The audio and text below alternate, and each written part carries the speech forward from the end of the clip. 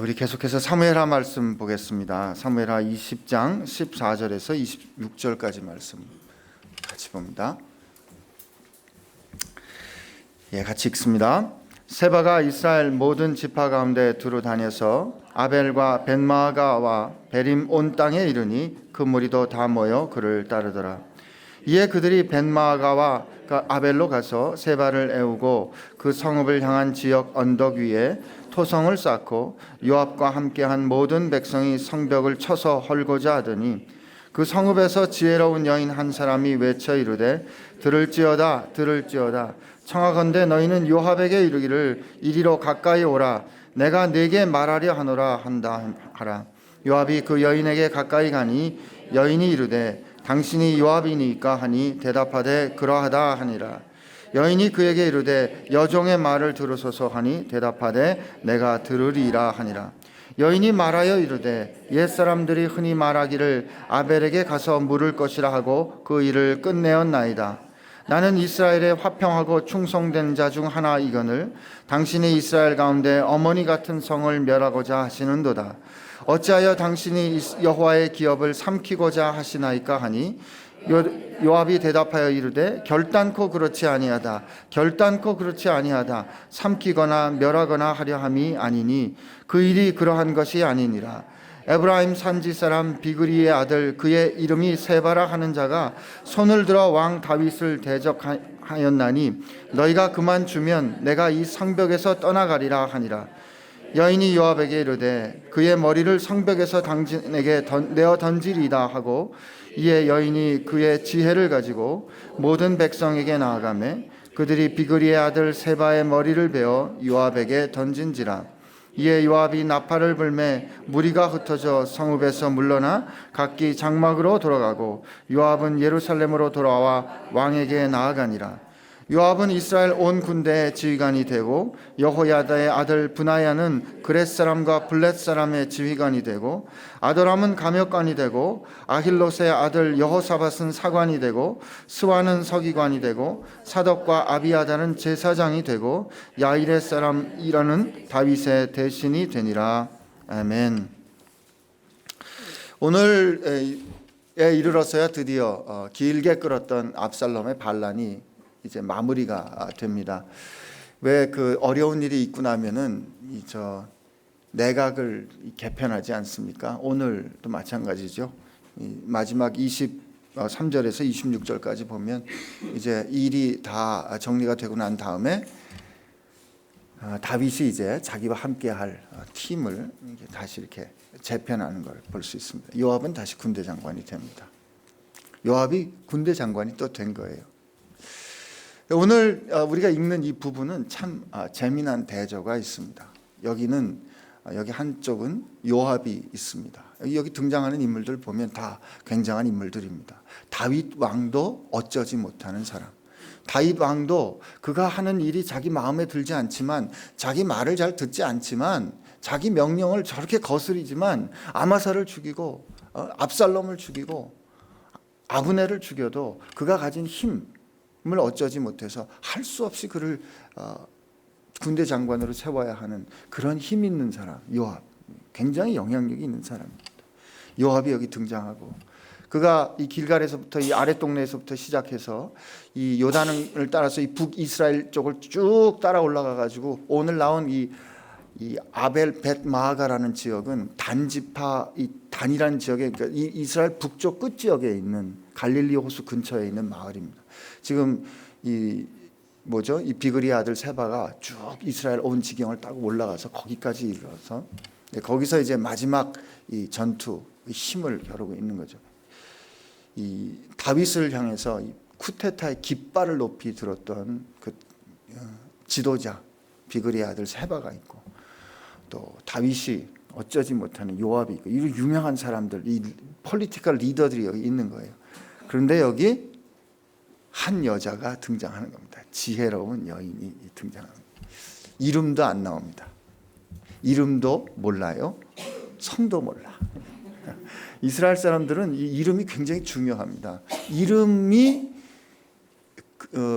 창세기 보면은 하나님께서 이렇게 이 짐승들을 다 모든 동물들을 창조한 다음에 아담을 데려다가 이름을 짓게 하지 않습니까? 그러니까 이름을 준다는 것은 그 존재를 인정한다, 그 존재를 구체적으로 부여한다, 의미를 부여한다는 뜻이기 때문에 히브리 사람들이 결정적인 순간에 왜 이름 바뀌는 역사가 일어나는 것처럼 필요하면, 성경은 필요하면 반드시 이름을 말합니다. 오늘 읽은 성경의 마지막 부분에도 보면 왜 발음하기 어려운 이름들이 쭉 나오지 않습니까? 중요하면 성경은 아무리 그 이름이 길어도 이름을 다 불러줍니다. 근데 오늘 여기 이 여인은 이름을 불러주지 않는 거예요. 그냥 지혜로운 여인입니다. 그런데 이 상황이 희한하게 이끌려갑니다. 우선 이 여인이 어떤 여인인가 봐도 첫째는 이 여인이 굉장히 지혜로운 현실적인 식견을 가지고 있습니다. 이 상황이 그냥 이대로 놔두었다가는 완전히 망하는 길로 가는 거구나 하는 그런 현실 인식을 갖고 있습니다. 현실 파악을 잘 정확하게 한 겁니다. 지금 어떻게 돼 있어요? 옛날 고대 전투를 보면 이 성 안에 들어가서 이제 그 성 안에서 성을 지키는 그런 힘겨루기를 하는 겁니다. 그때 이제 이 비그리 아들 세바가 자기를 추종하는 자들과 함께 성 안으로 들어가는 거죠. 여기 어머니 성과 같은이라는 말은 이 모성이 있고 그 옆에 딸린 작은 이 딸과 같은 성들이라고 생각하면 지금 이 성이 큰 성이라는 거죠. 큰 성 안에 지금 들어가 있는 겁니다. 큰 성 안에 들어가서 이제 서로 견주기를 하는데 이제 요압이 따라와서 이 성을 어떻게 점령할까 생각해 보니까 근처에 언덕이 있으니까 언덕 위에 성벽과 같은 높이의 토성을 쌓고 이제 이 성벽을 무너뜨리고 이 사람들을 이제 진압하려는 생각을 갖고 있는 거죠.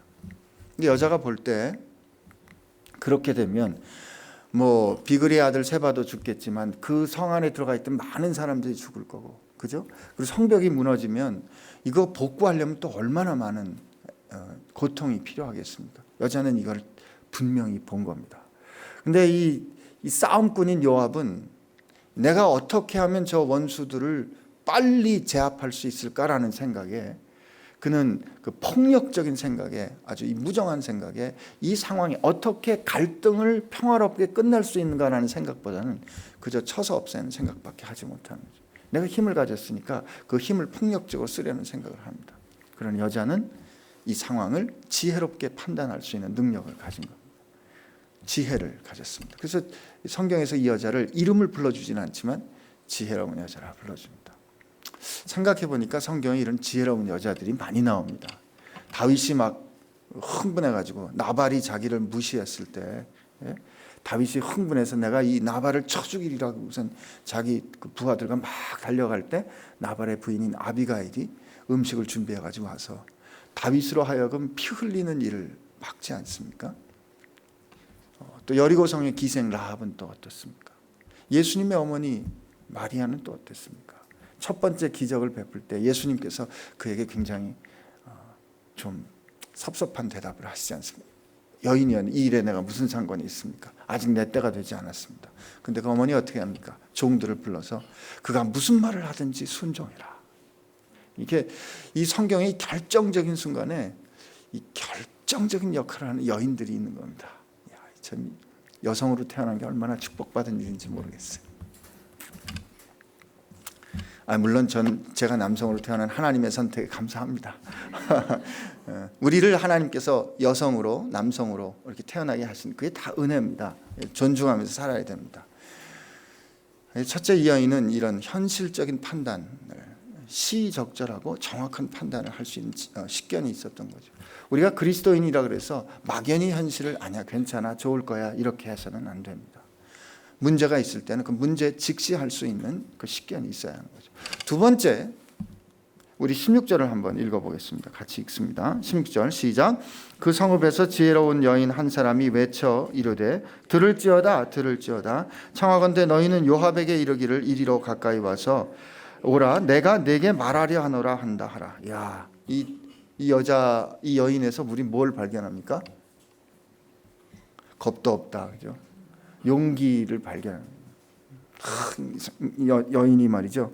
성읍에서 여인이 들을지어다 이 두 번이나 얘기하는 거예요. 들을지어다 내 말 좀 들어보세요. 내가 청하건대 요압을 불러주세요. 내가 내게 할 말이 있다는 거죠. 야, 용기 있습니다. 상황을 파악을 해도 이거 꼭 내가 할 일인가? 뭐 내가 그런 처지도 아니고, 내가 무슨 군대 장관도 아닌데, 내가 이 마을의 지도자도 아닌데, 내가 책임 맡은 사람도 아닌데 내가 꼭 여기 나서야 하나 하는 생각이 들 수도 있습니다. 그러나 하나님께서 우리에게 어떤 상황을 보여주실 때는 그 상황에 대해서 네가 뭔가 좀 해줬으면 좋겠다는 하나님의 사인입니다. 누군가 그 책, 엄마가 되어주실래요 하는 그 책 쓴 거 여러분 아마 읽어보신 분들 계실 겁니다. 어느 자매가 아프리카에 고아로 버려지는 아이들을 봤습니다. 얼마나 많습니까? 문제가 얼마나 큽니까? 그 젊은 여성이 뭘 할 수 있겠습니까? 그런데 용기 있게 그 상황 앞에 나섭니다. 2만 명이나 되는 많은 사람을 먹이는 이 일을 글쎄 누가 감당하겠습니까? 아무도 감당하리라 생각 못합니다. 그런데 어린아이 하나가 자기 밥을 내놓습니다. 이거 갖고 뭐 될 게 있을까요? 우리 그리스도인들에게 가져야 하는, 허락이 돼 하나님께서 기뻐하시는, 또 원하시는 것은 우리 주변에, 내 직장에, 아니면 우리 사회에, 아니면 이 세상에 어려운 문제들이 있습니다. 문제가 참 크고 문제가 어렵습니다. 내가 이걸 뭘 할 수 있을까 하는 생각이 듭니다. 그러나 그 문제가 보일 때 오늘 이 여인처럼 하나님은 그 앞에 용기 있게 서기를 원하십니다. 그 문제와 용기 있게 대면하기를 원하십니다. 왜요? 우리가 하나님의 아들이니까, 우리 아버지가 세시니까. 하나님은 우리로 하여금 그 세상 앞에 당당히 마주서는 걸 통해서 우리가 우리 힘을 의지해서 사는 것이 아니라, 우리가 우리 힘을 의지해서 문제 대면하는 것이 아니라 우리 아버지의 힘을 기억하는 사람 되기를 원하시는 겁니다. 여인이 그랬던 것 같아요. 그러나 여러분, 용기만 있으면 어떻게 이게 그거 용기만 있지 대책이 없는 사람을 우리 무대뽀라 그러지 않습니까? 그냥 들이받고 말이죠. 뿔을 내고 해결이 안 됩니다. 그 다음 성경 말씀 한번 읽어보겠습니다. 17절, 18절. 근데 우리 이 성경 말씀 한번 17절, 18절 읽고 좀 대답을 해보겠습니다. 같이 읽습니다. 시작. 요압이 그 여인에게 가까이 가니 여인이 이르되 당신이 요압이니까 하니 대답하되 그러하다 하니라. 여인이 그에게 이르되 여종의 말을 들으소서 하니 대답하되 내가 들으리라 하니라. 이에 여인이 말하여 이르되 옛사람이 흔히 말하기를 아벨에게 가서 물을 것이라 하고 그 일을 끝내었나이다. 나는 이스라엘에 화평하고 충성된 중 하나이거늘 당신이 이스라엘 가운데 어머니 같은 성을 멸하고자 하시는도다. 어찌하여 당신이 여호와의 기업을 삼키고자 하시나이까 하니. 이 여인이 요압을 만나니까 자기를 뭐라고 부르냐면 먼저 확인을 합니다. 당신이 요압입니까? 요압이 뭐라 그래요? 그러하다. 그에게 이르되 여종의 말을 들으소서. 자기를 향하여 여종이라 그러는 거죠. 나는 종입니다. 겸손히 낮춥니다, 자기를. 요압같이 다윗의 권세에도 눌리지 않는 사람, 다윗처럼 다윗 왕에게도 그 거스르는 이 눌리는 것이라 하는 이 뻣뻣한 사람한테 가서 내가 말이죠, 내가 뭔데라는 태도로 나갔으면 아마 대번에 튕겨져 나왔을 겁니다. 근데 여인이, 이름도 없는 여인이 와서 나는 여종입니다 라고 자기를 겸손히 낮춥니다. 여러분, 이 부드러움이 언제나 뻣뻣한 강함을 꺾습니다. 이 여인이 참 지혜롭게 행동합니다.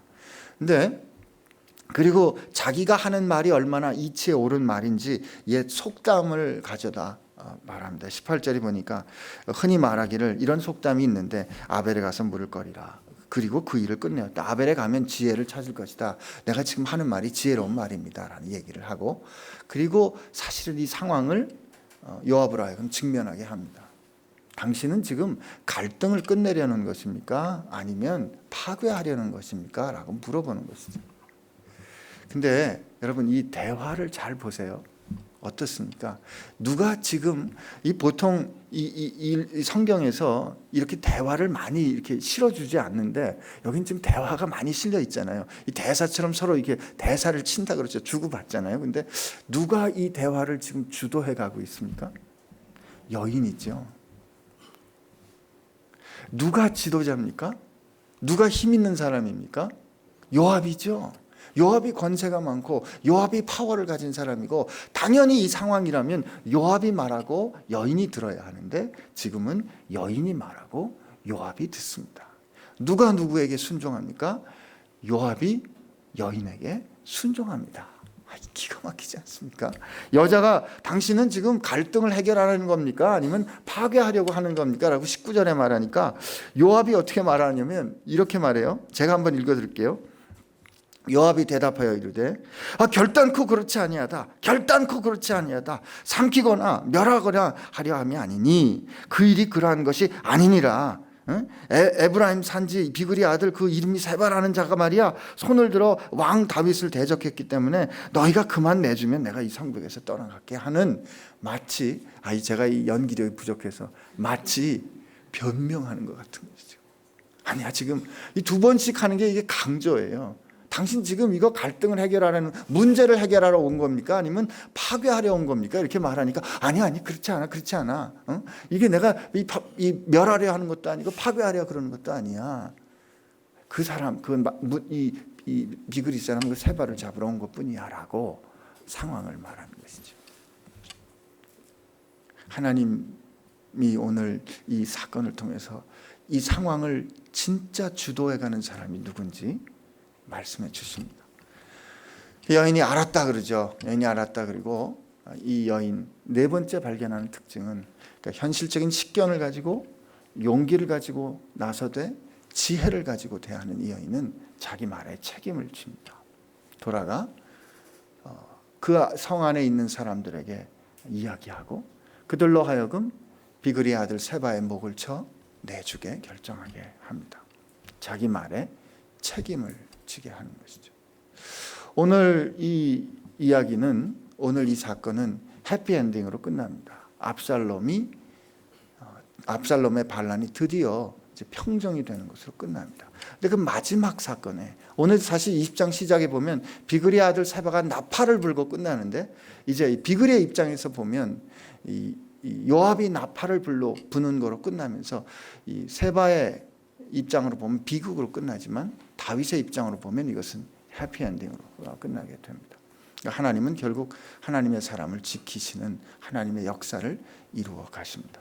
근데 제가 이 사건을 쭉 보면서 한 가지 여러분하고 다시 한번 확인하고 싶은 거는, 이 사건에 하나님은 어디 계십니까? 하나님은 어디 계세요? 지금 저 불 꺼진 것처럼 안 보입니다. 하나님 안 보여요. 불 다시 켜주세요. 지금 불 끄셨어요, 이 머리로. 하나님이 여기에 안 보여요.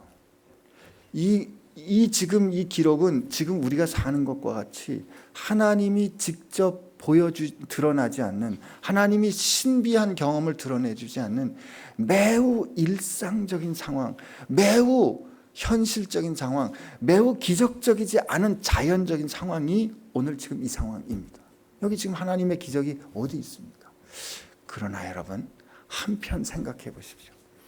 요압이 누군데 이 이름 모르는 여자의 말을 듣습니까?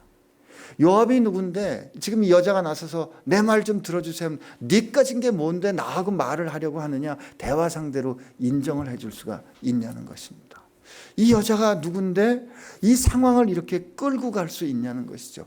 이 여자가 누군데 이 여자의 말을 듣고 요압이 자기 생각을 돌이킬 수 있느냐 하는 것입니다. 이렇게 하시는 분이 하나님이십니다. 이렇게 역사하시는 분이 성령님이십니다.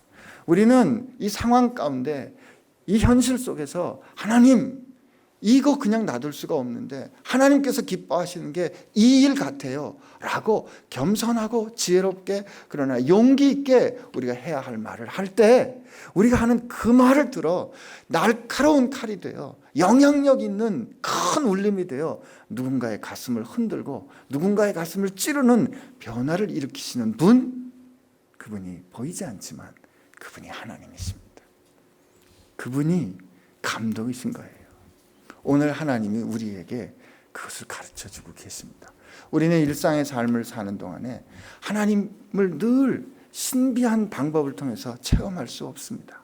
그러나 우리가 평범한 일상을 사는 가운데 지혜롭게 이 상황 가운데 하나님께서 원하시는 것을 용기 있게 그리고 현실적으로 책임 있게 행동하며 말하며 나아갈 때 하나님은 그 우리의 행동과 말을 들어 역사하실 것입니다.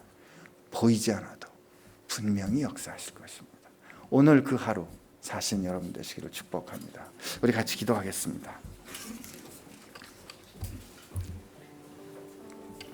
우리 하나님 앞에 기도할 때 이렇게 기도했으면 좋겠습니다. 하나님, 우리가 여인과 같은 위치에 있습니다.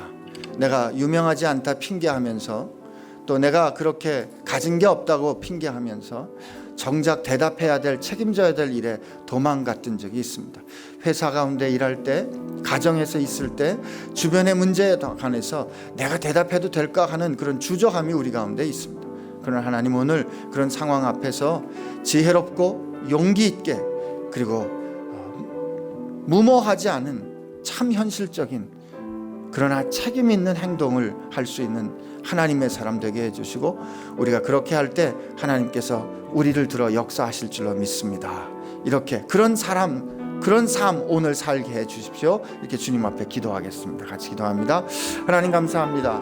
오늘 이 여인을 통해서 하나님이 우리 인생을 주관하시고 우리 역사를 하나님께서 선택하신 사람들을 통하여 인도해 가시는 것 하나님 우리가 보았습니다. 예, 감사합니다. 그 하나님의 역사 오늘 우리가 느끼고 깨닫고 이제 그렇게 원하시는 하나님 앞에 순종하며 나갈 수 있도록 은혜를 베풀어 주옵소서. 예, 감사합니다. 주님, 감사합니다. 주님 말씀 기억합니다.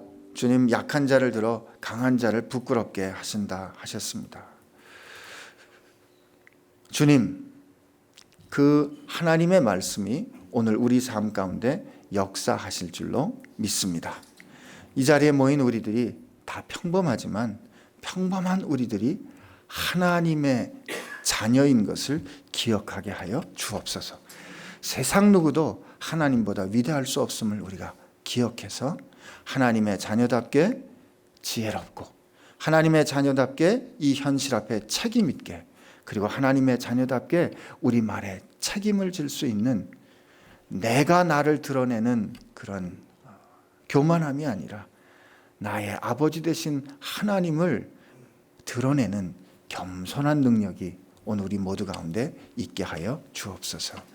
이제 우리로 이 세상을 하나님의 자녀로 살게 해주신 우리 주님 예수님의 은혜와 오늘 우리로 하여금 세상 앞에서 하나님의 자녀답게 살 수 있는 그 마음 허락해 주시는 우리 아버지의 사랑하심과 오늘 우리에게 지혜를 주시고 용기를 주시고 겸손하게 책임을 다할 수 있는 힘을 허락해 주시는 우리 성령님의 역사하심이 이 세상 앞에서 상황 앞에서 하나님의 자녀로 살기로 다시 결심하는 지체들 가운데 함께 하시기를 주의 이름으로 축원하옵나이다. 아멘.